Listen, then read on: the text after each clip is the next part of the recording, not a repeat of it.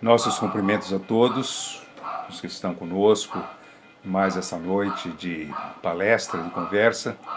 Estamos dando prosseguimento às nossas atividades de segunda-feira do Caminho de Damasco. E hoje nós escolhemos esse tema, até onde nos é permitido sofrer, ou até onde nos permitimos sofrer. O tema sofrimento é um tema muito próprio do nosso tempo, da nossa vida, da vida humana, faz parte do nosso grande drama nessa existência e, na verdade, sempre merece uma reflexão por parte de todos nós, uma vez que, na verdade, nós estamos buscando sempre uma condição melhor para enfrentarmos nossos problemas e sofrer menos. Que Deus nos abençoe, que possamos desempenhar bem a nossa tarefa, eu aqui, vocês aí, pensando, refletindo, tirando as próprias conclusões. Se eu perguntasse qual seria, na sua concepção, o pior momento da história da humanidade? Quando eu pergunto assim, talvez diante daquilo que estamos passando hoje, da evolução dessa pandemia por todo o mundo, muitos vão apontar esse momento como o momento mais difícil. Sem dúvida, um momento difícil. Mas será que foi o mais difícil? Será que nós já não passamos, ao longo da história, por situações muito mais complicadas, muito mais difíceis de serem resolvidas? Seria, portanto, a Primeira Guerra ou a Segunda Guerra Mundial, onde nós tivemos 60 milhões de mortes no mundo todo, a gripe espanhola de 1918, 1919, que levou pelo menos 50 milhões em todo o mundo, numa época que não havia vacina, em que era preciso esperar que a população morresse para que a coletividade adquirisse o que nós chamamos de imunização de rebanho, a fim de que a doença parasse por si mesma. Seria a peste negra na Europa do século XIV. Uma estudiosa do tema, a Michelle Starr, no seu portal Science Alert, aponta o ano de 536, século VI, o mais conturbado da história da humanidade. Não houve guerras, não houve grandes guerras, não houve uma grande epidemia, mas o que aconteceu de extraordinário, talvez o que mais se mostrou, que mais se fez perceber neste mundo em que nós nos encontramos, nosso planeta, foi que o Sol, naquele ano, perdeu o seu brilho e ficou durante todo o ano como se fosse a Lua. Vocês calculam o efeito disso para a humanidade, para as pessoas. Nós temos que considerar, evidentemente, que 536, um ano muito recuado do nosso, nós não tínhamos quase nenhum conhecimento, nem mesmo da astronomia, quanto mais dos efeitos, que podemos estar sofrendo naquele momento em relação à falta de luz em nosso planeta. Pesquisadores da Universidade de Harvard, nos Estados Unidos, estudaram essa questão e eles descrevem ainda com muito mais complicação do que o da Michelle Starr. Eles estudaram o que poderia ter acontecido no ano 536 e anos seguintes, as camadas de gelo de altas montanhas do planeta, no hemisfério norte. E verificaram que, nessa época, houve um grande acúmulo de cinzas vulcânicas e de fragmentos de gelo na atmosfera do planeta, devido, evidentemente, às erupções vulcânicas, e uma queda acentuada da temperatura em todo o mundo. Em 540, 4 anos depois, houve mais erupções, mais vulcões entraram em atividade. E a atmosfera ficou ainda mais comprometida. O sol apagado, quase não se via. Os raios solares não praticamente atingiam muito mal a superfície da Terra.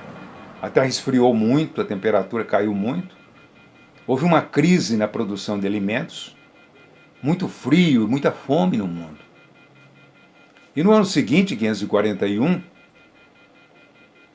houve o que nós chamamos de praga de Justiniano, porque diante dessas condições surgiu uma pandemia semelhante à peste negra. Uma pandemia que acabou levando cerca de 100 milhões de pessoas. Como nós falamos, não existia vacina. Aliás, nem se sabia desse recurso.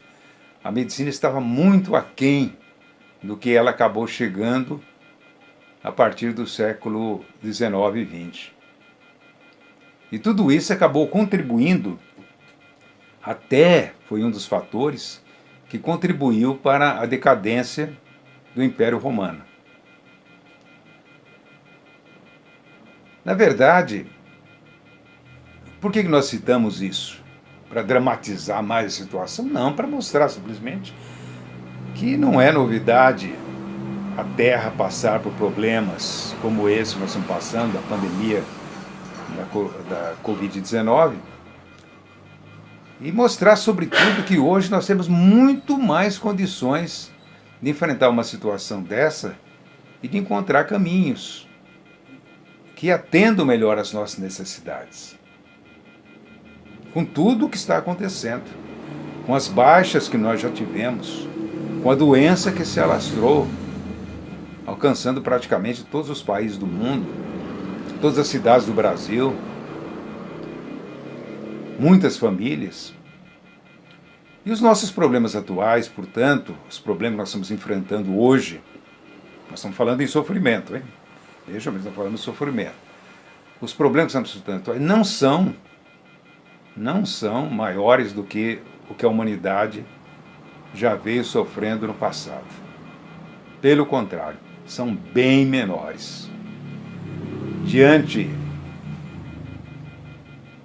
dos habitantes do século VI, nós fomos privilegiados.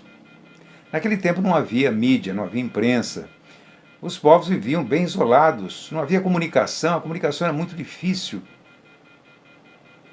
E os fatos eram surpreendentes, porque o que acontecia aqui, muitas vezes não era conhecido ali. O que estava acontecendo num lado do mundo era completamente desconhecido do outro lado do mundo. E quando o problema chegava para todo mundo, como esse, desse fenômeno climatológico que acabou criando uma situação de intranquilidade e até mesmo de terror, de medo, desespero no planeta. O Sol se apagando. Não havia recursos com que pudéssemos, naquela época, encarar e enfrentar uma situação dessa. Evidentemente, o que se pensou? Fim do mundo. O mundo está acabando. Chegamos ao fim dos tempos. Claro, essas frases, essas conclusões surgiram em vários lugares, principalmente por aqueles que acreditavam realmente em uma profecia que dizia que o mundo ia se acabar. E passou. O mundo não se acabou. Tivemos baixas, milhões de baixas no mundo. O fenômeno um dia passou, a humanidade sobreviveu, foi aos poucos se recuperando da situação e chegamos até hoje. Nós estamos aqui.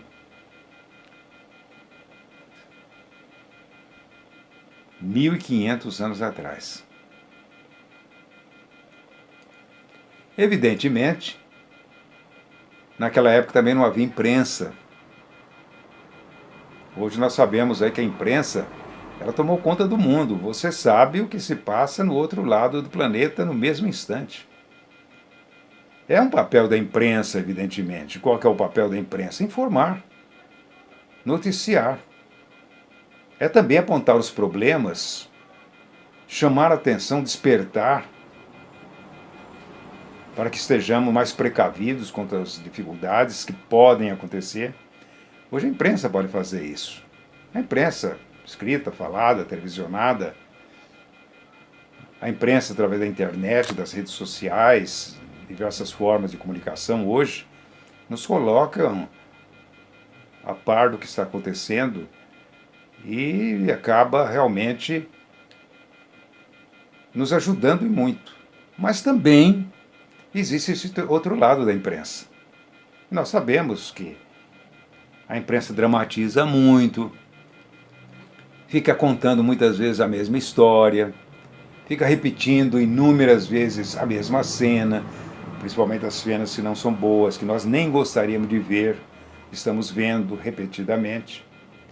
Ela pode despertar o pânico, porque na transmissão das notícias, se você, por exemplo, está vendo uma notícia num canal de televisão e passa para outro, e passa para outro, e passa para outro, você vai ver diversas conotações, diversas formas de colocação da mesma notícia. E de acordo com a colocação, a notícia pode ser mais ou menos dramática. Porque geralmente há uma tendência nossa, não só da imprensa em si, mas do ser humano em geral, exagerar os fatos, principalmente os fatos ruins. Há uma tendência de exagerar. E esse exagero decorre justamente dessa nossa expectativa negativa de que as coisas vão piorar. O pessimismo, o derrotismo, que muitas vezes prevalece no coração das pessoas e acaba ajudando na formação da opinião pública. Porque a imprensa é uma grande formadora da opinião pública. É por isso que nós, que vemos televisão todo dia, vemos noticiário todo dia, devemos tomar cuidado para não se prender demasiado a um determinado canal de comunicação. É sempre bom ver outros e ver a abordagem que cada um faz no mesmo tema, né? De maneira que isso pode nos dar uma ideia mais real daquilo que está acontecendo. Às vezes um comentário negativo, muito negativo, pode nos atingir. Então, diante disso, existem as nossas reações, as reações de cada um de nós. A reação da família, a reação da coletividade diante das notícias. Mas nós não devemos nos impressionar com isso. Devemos ver a informação noticiosa como algo que quer contribuir. Mas contribuir com a sua opinião. Nós devemos ter a nossa opinião. Não devemos deixar nos arrastar. É claro que existe uma verdade atrás de tudo isso. Atrás das notícias existe uma verdade. E talvez cada um dos canais de comunicação, rádio, televisão, jornal, etc., nos passe uma parcela dessa verdade, para que a gente saiba realmente sopesar tudo isso e tirar uma conclusão mais adequada. Então há, na verdade, para nós, esse desafio hoje, que não tinha isso no século VI, no ano 536, não havia isso. E além disso, nós temos redes sociais, as fake news, as notícias falsas, daqueles que se aproveitam dessa situação para defender seu ponto de vista, sua vontade, os muito derrotistas, os muito pessimistas e aqueles que não acreditam em nada e simplesmente estão aí para se opor a qualquer coisa nova que apareça. Existe tudo. Existe o otimismo e existe o pessimismo. O otimismo é você ver o problema, Você saber que existe o problema, mas você saber também que nós vamos encontrar um meio de resolvê-lo. O pessimismo, ao contrário, é ver o problema de tal forma exagerado que nós não nos vemos em condições de resolvê-lo. Então nos entregamos a derrotismo, deixamos arrastar pela incapacidade de acreditar no ser humano, na vida, em si mesmo e em Deus principalmente. Falta muito que para a crença em Deus seja realmente efetiva e não se restrinja somente à frequência num determinado templo, numa religião, mas esteja em nosso coração. O que sabemos, na verdade, todos nós, é a projeção daquilo que sentimos. Diante de uma mesma notícia, nós podemos ter várias pessoas com reações diferentes, porque cada uma tem o mesmo sentimento, não tem o seu próprio sentimento. E não vai, evidentemente, interpretar aquela notícia da mesma forma, quer dizer, cada uma da sua maneira. Mas existe um ponto comum. É nesse que nós temos que nos agarrar. Aquilo que é comum, aquilo que prevalece, ou pelo menos aquilo que a maioria abraça, porque existe o bom senso individual, existe o senso comum da maioria, principalmente da maioria que se abraça ao bom senso.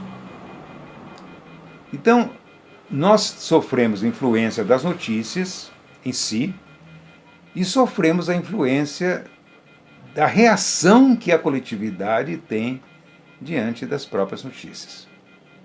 E aí estão as redes sociais, que constituem uma faca de dois gumes. Podem nos ajudar e podem nos prejudicar. Geralmente, nós nos prejudicamos quando nos entregamos muito ao lado emocional, quando não analisamos com frieza, sabendo que pode estar atrás daquilo, da onde vem, que procedência tem, se é realmente uma procedência que possa ser considerada segura, ou a mais segura possível. Na verdade, a tendência humana, eu digo a nossa tendência, a minha, a sua, diante de uma situação desconfortável, seja pandemia, seja problema lá dentro da família, seja problema no ambiente de trabalho, no meio coletivo, dentro do círculo das nossas relações, a nossa tendência é fazer com que o lado mal prevaleça. Aí gera o medo, a insegurança. Quer dizer, nós não podemos deixar que o mal prevaleça, mesmo que a coisa esteja ruim, objetivamente ruim. Nós precisamos acreditar que existem caminhos para a solução. Mas há uma tendência geral de chorar, de se lamentar. Então, no fundo, se nós formos ver a sociedade atual, que está vivendo um momento privilegiado, porque em nenhum momento do mundo, em nenhum momento na história da humanidade, nós tivemos tanta proteção, tanto conforto, tanto bem-estar, é claro, ao lado do sofrimento, da dor, da miséria, mas a grande maioria nunca gozou realmente de uma situação tão privilegiada como hoje. E, no entanto, nós choramos por pouco. Somos uma sociedade de chorões, podemos dizer assim. As queixas e as lamentações, elas prevalecem. E elas ficam registradas em nosso cérebro. Porque, não sei se você já percebeu, a queixa, a lamentação, é algo que pode estar tão impregnado em nós que passa a ser um vício. Porque o cérebro já trabalha nesse ritmo da lamentação. Então, a lamentação começa quando o indivíduo já acorda. Acorda já lamentando. Acorda já pensando nos problemas que não vai resolver. Quer dizer, na verdade, o pensamento negativo, ele vai fomentar, não tem dúvida, a lamentação.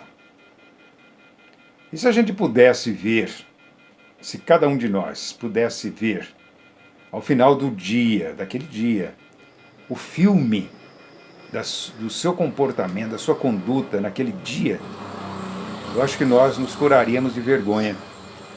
Porque em muitos momentos nós demonstramos que não temos fé nenhuma, não temos confiança nenhuma, nem em nós, nem em Deus, nem no próximo, nem na humanidade. O que é lamentável, porque nós estamos aqui para enfrentar problemas e não para receber soluções de mão beijada. Não é isso, nós não estamos aqui para isso. A dor é inevitável, dizem alguns autores. A dor é inevitável. Considera a dor física, por exemplo. A dor é inevitável. Mas o sofrimento é opção nossa. O que quer dizer isso? Quer dizer que cada um reage à sua dor. Nós costumamos dar conotação de sofrimento a toda situação que contraria os nossos objetivos, os nossos desejos, a nossa vontade. Quando nós não atingimos ou achamos que não vamos atingir essas metas que estabelecemos para nós mesmos, então nós começamos a sofrer desde já. E cada um, à sua maneira, do seu modo, de acordo com o seu conhecimento, com as suas experiências, com os seus sentimentos, é que cria o que nós chamamos de sofrimento. No fundo, o que nós aspiramos é um conforto total. Nós aspiramos a um conforto absoluto, que podemos chamar de paraíso, aquele mesmo paraíso que foi descrito no Gênesis da Bíblia. Nele não existe nada com que se preocupar, porque tudo, absolutamente tudo, já está pronto e resolvido. É só esperar o tempo passar. Parece simples, mas quem suporta esperar o tempo passar? O irmão X, pela mediunidade do Chico Xavier, conta, numa de suas obras, Cartas e Crônicas, uma experiência de um devoto desiludido que, após a desencarnação, chegou no plano espiritual e lá ele visualizou tudo aquilo que ele achava que realmente era o paraíso. Um lugar de delícias, onde ele não precisava fazer absolutamente nada. Como era uma pessoa muito dinâmica, sempre foi trabalhador, dedicado com as suas coisas, realizador, tinha satisfação nas atividades que fazia, com o tempo ele foi percebendo que aquele ambiente que denominava paraíso, na verdade, para ele não era um paraíso, era angustiante. O tédio invadiu a sua alma. Foi então que ele procurou uma pessoa que era encarregada daquele lugar, um anjo naturalmente na sua concepção religiosa, e perguntou se ele não podia ir para o inferno. E esse anjo respondeu: e onde você pensa que está? O espírito é um ser atuante, é um ser dinâmico pela sua própria natureza. Essa natureza dinâmica do espírito nós notamos na própria natureza, notamos principalmente na criança. A criança buscando aprender, buscando conhecer um ambiente onde ela vive, explorando tudo que ela pode explorar, naquela ânsia de poder conhecer tudo. Isso demonstra esse impulso natural que é o espírito. A meta do espírito, a nossa meta, a meta de cada um de nós é a sua própria realização, ou seja, a autorrealização. E essa autorrealização seria, no sentido muito figurado, talvez o que nós chamamos de felicidade ou de perfeição. Nessa fase em que nós nos encontramos, ainda muito distante da nossa autorrealização, o nosso grande desafio é saber conviver, porque não há como viver sozinho, só, isolado, o que seria um verdadeiro inferno. Então, saber conviver é ao mesmo tempo uma arte e uma necessidade. Por isso que Jesus recomendou o quê? Que nos amássemos uns aos outros, que nos aceitássemos uns aos outros, que aceitamos as pessoas como elas são, da mesma forma que nós queremos que nos aceite como nós somos. Porque assim nós estaríamos em consonância conosco mesmos, viveríamos bem conosco mesmo. Se cada pessoa tiver a aventura de se aceitar como é, de saber que precisa melhorar sempre, mas que faz o esforço necessário para isso, portanto que está bem com a sua consciência, ela tem uma autoestima muito elevada, o que significa que ela se ama. E ela se amando, ela naturalmente projeta esse sentimento em torno dela, inclusive para as pessoas com quem ela convive. O amor não é autossuficiente, ou seja, o homem não é autossuficiente. O ser humano, nós precisamos uns dos outros.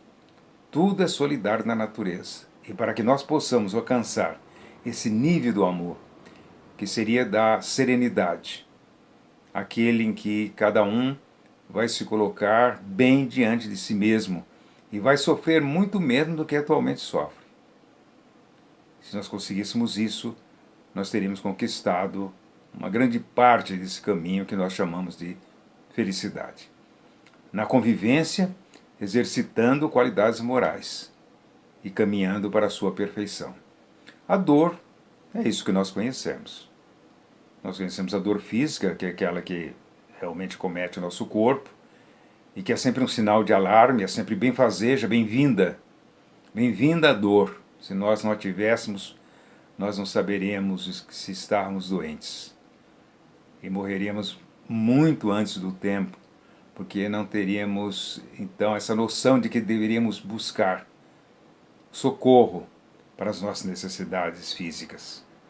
Todo ser vivo, desde os vegetais até o ser humano, sente a dor física.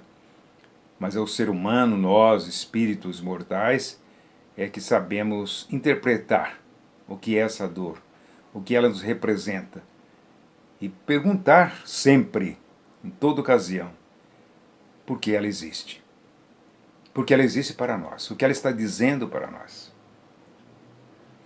A dor moral é muito mais devastadora do que a dor física. É muito mais penetrante, muito mais aguda, porque a dor moral é a dor da alma. É aquela que nos atinge às 24 horas do dia.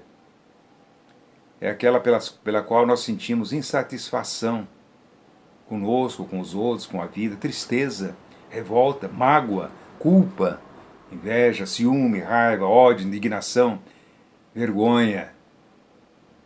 Isso é dor de alma. Isso tudo é dor de alma. E essa dor de alma nós só vamos vencer mudando a nós mesmos, mudando o nosso mundo interior. E para mudar o mundo interior, nós temos que agir exteriormente. Por isso nós temos as nossas mãos. O sofrimento decorre da interpretação que damos à dor. A dor física sempre vem acompanhada da respectiva dor moral. Daí o maior ou menor sofrimento das pessoas que passam por experiências semelhantes. Ou seja, cada um reage diante de um desconforto, de uma doença, da perda de um ente querido, de um prejuízo financeiro, de uma maneira. Da maneira como ele sabe construir o seu mundo interior. Quer dizer, a forma com que ele dá ao sofrimento. Nossos sentimentos respondem pela maior parte do nosso sofrimento. Não é a razão entende, a razão serve para entender, o sofrimento para sentir. Se nós entendemos mais, a tendência é realmente compreender melhor o sentido da dor. E compreendendo melhor o sentido da dor, isso que o Espiritismo procura nos orientar, nós, evidentemente, saberemos sofrer com mais dignidade, saberemos sofrer com mais resignação, com mais coragem para enfrentar as dificuldades do caminho, porque um dos uma das causas da dor é justamente nos fazer com que procuremos soluções. E nessa procura nós crescemos. É o que a doutrina espírita nos recomenda. Milhares de mensagens espíritas estão chegando da espiritualidade. Nós vamos aos centros espíritas, nós vemos sempre distribuindo mensagens. Praticamente falam as mensagens, dizem a mesma coisa, é claro. As mensagens estão procurando nos despertar para um objetivo que nós temos dificuldade de identificar em nós. Nós achamos bonitas as mensagens, nós adoramos as mensagens, elogiamos, mas muito mais para se aplicar aos outros do que a nós mesmos. Porque nós esquecemos que a mensagem é para nós aplicarmos em nossa vida. Porque quando soubermos aplicá-la em nossa vida, nós estaremos contribuindo para melhorar a vida dos outros. O desafio é colocar em prática essas recomendações. E ninguém muda da noite para o dia. Toda mudança é um processo. Todo processo requer tempo, requer esforço, requer disciplina. É isso que a vida quer de nós. Então, algumas sugestões para que possamos sofrer menos. Existem algumas sugestões. Não é uma receita. Simplesmente são algumas diretrizes que os autores diversos das obras espíritas nos recomendam, a fim de que nós possamos estabelecer até um plano de reformulação. A primeira etapa desse esquema aí é a observação de si mesmo. Está no Livro dos Espíritos, na questão 919, quando o Santo Agostinho, numa comunicação, diz que ele fazia a autoanálise. Uma autoanálise e um autoexame de si mesmo no final do dia. Nós devemos observar o que fazemos, o que somos, como reagimos. Para observar, nós temos que, evidentemente, agir com sinceridade, reconhecer que somos limitados, que temos defeitos e que vamos continuar sendo limitados, tendo defeitos, mas que podemos melhorar. Toda melhora é um ganho. É como um passo numa grande viagem. Cada passo é um avanço. Então, a primeira etapa, observe-se inicialmente durante uma semana, fazendo um autoexame, conforme a indicação de Santo Agostinho, no Livro dos Espíritos. Abra o Livro dos Espíritos na questão 919. Livro dos Espíritos de Allan Kardec, questão 919. Quando nós fazemos isso, estamos nos autoexaminando, nos autodescobrindo. Nós vamos perceber certas coisas que nós não sabemos de nós mesmos. Podemos também perguntar para os outros. É interessante que as pessoas que estão ao nosso lado, principalmente aquelas que nós confiamos, que elas também façam sua observação sobre o nosso comportamento, para que a gente possa ir mudando naquilo que realmente precisamos mudar. A segunda etapa dessa sugestão é relacionar os defeitos que nós temos. Colocar numa lista decrescente de dificuldades, isto é, começando pelos mais simples, os defeitos mais simples, aqueles mais fáceis de serem substituídos. Por quê? Porque se nós começarmos pelos mais difíceis, nós vamos desanimar. Então, é melhor a gente colocar numa ordem decrescente de dificuldade os defeitos que nós observamos em nós mesmos. E a terceira etapa é a etapa da execução. Começar pelos defeitos mais simples, sem exigir de nós mudanças repentinas, porque isso realmente não acontece, não desanimando quando reincidimos no erro, porque isso é perfeitamente normal, é esperado. É como nós andarmos por uma estrada e levar um tombo. Então a gente levanta e prossegue andando e prossigamos assim, nesse objetivo de poder aos poucos, devagar, e conseguindo pelo menos vencer aqueles comprometimentos mais simples da nossa vida, aqueles que nós já podemos resolver quase que imediatamente. Só que para resolver, não basta vivenciar uma situação, nós temos que vivenciar muitas situações. Então temos que examinar durante uma semana, um mês ou mais, cada um dá o seu tempo necessário para tentar substituir um vício por uma virtude, ou um defeito por uma virtude, para que isso se incorpore em nossa maneira de ser e passe a fazer parte da nossa personalidade. Nós temos que verificar que na doutrina espírita, a espiritualidade, a gente vai ver isso muito na obra de Kardec, no livro dos Espíritos, quando os Espíritos recomendam, falando sobre a perfeição moral, naquele capítulo da perfeição moral, que as mudanças não ocorrem também, vamos dizer, automaticamente. Nós temos que provocá-las, nós temos que fazer com que elas ocorram de uma maneira consciente, para que a gente ganhe tempo.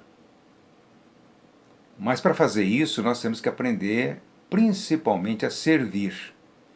Jesus, nosso grande mestre, deixou muito claro que ele não veio ao mundo para ser servido, mas para servir. Ora, um espírito desse naipe, dessa elevada condição, diante de homens ainda tão atrasados espiritualmente, ele veio para servi-los, para servir a humanidade atrasada, a humanidade ignorante.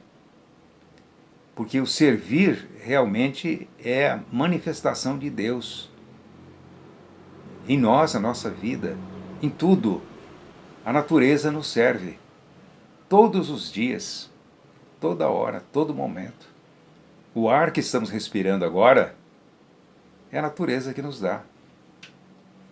Mas nós temos que respirá-lo, porque se nós não respirarmos, então nós não teremos condições de viver. Mas a natureza nos dá esse ar. Então, uma mensagem que eu gostaria de encerrar aqui a nossa conversa hoje, com uma mensagem que não veio do meio espírita, mas é uma mensagem muito bonita, uma das mais bonitas que existem, sobre essa questão do servir. Essa mensagem sobre o seu prazer de servir. É de autoria de Gabriela Mistral. A Gabriela Mistral foi uma poetisa chilena que ganhou o Prêmio Nobel de Literatura. Uma mulher realmente de um coração muito grande, de uma visão de vida muito profunda, que realmente escrevia com o coração, mais do que com a razão. Mas ao escrever com o coração, ela dizia muitas verdades que são verdades eternas, como aquelas que Jesus ensinou. Então vamos para o prazer de servir, Gabriela Mistral. Prestemos atenção para encerrarmos então a nossa fala de hoje. Toda a natureza é um desejo de servir.